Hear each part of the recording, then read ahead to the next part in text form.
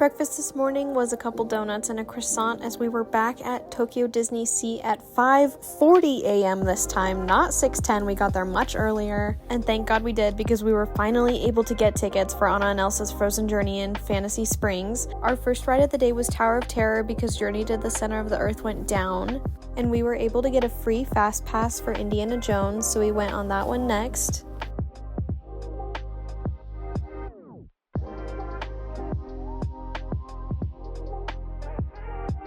And I was finally able to get these little Toy Story alien things. I've been wanting to try them, and for lunch I had spaghetti and meatballs because they're so good, and I took some extra strength Tylenol because I was in pain. But we ran into some of the guys from Pinocchio, and I was in love with Jiminy Cricket. There was no music playing, by the way. He was just like that. He was just dancing.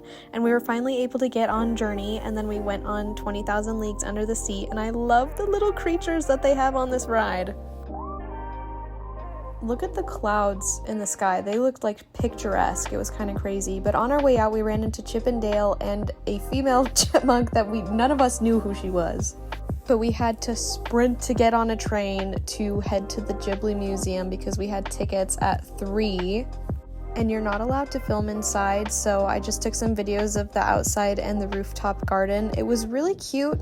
There wasn't too much to do inside, which was good because we had to sprint back to the park to make it in time for our Frozen reservations from 5 to 6.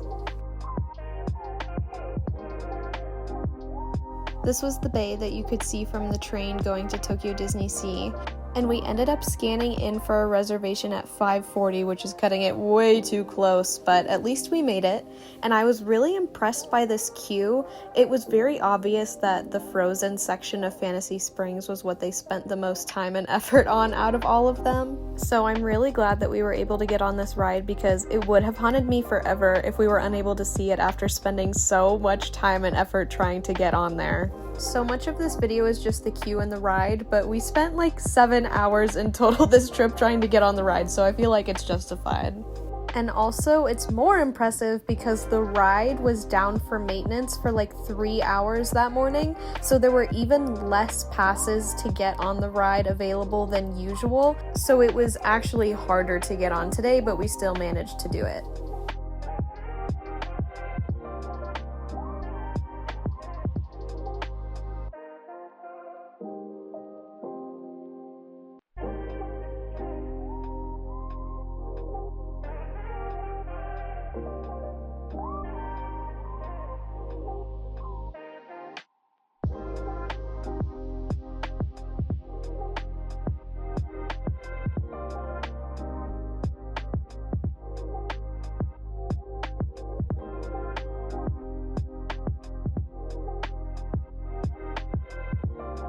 When we were on the ride, there were these girls in front of us that like waited longer to be in the front row so they could record on their phones the whole time.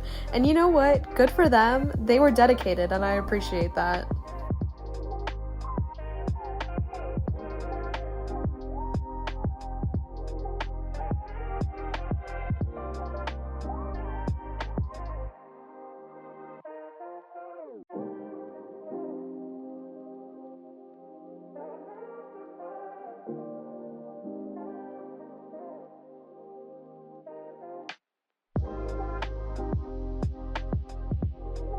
And only one part of the ride broke down. It was right here on a froze. But on a ride with so many moving parts like this one, I feel like that's still pretty impressive.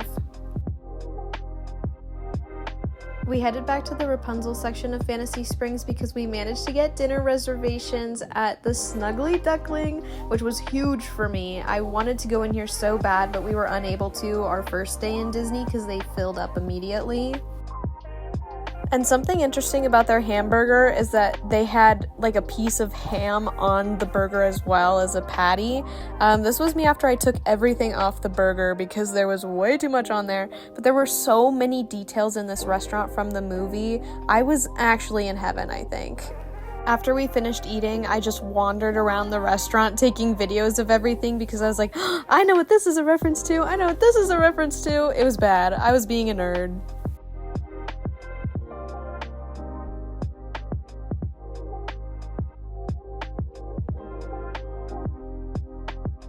And in the bathroom, each stall had a wanted poster of Flynn, and they all had his nose wrong. I was obsessed with that.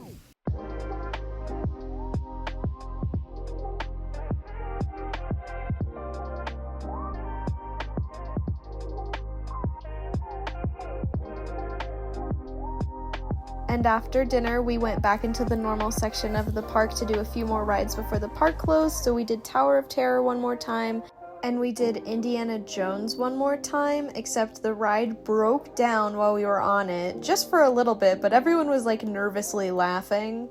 But the park was closed by the time we got out, so we made our way towards the exit, and I just kind of took in everything one last time because it really is beautiful at night. And the people staying at the hotel on property were waving their flashlights around, so of course I had to wave back at them, but that marked the end to a long day.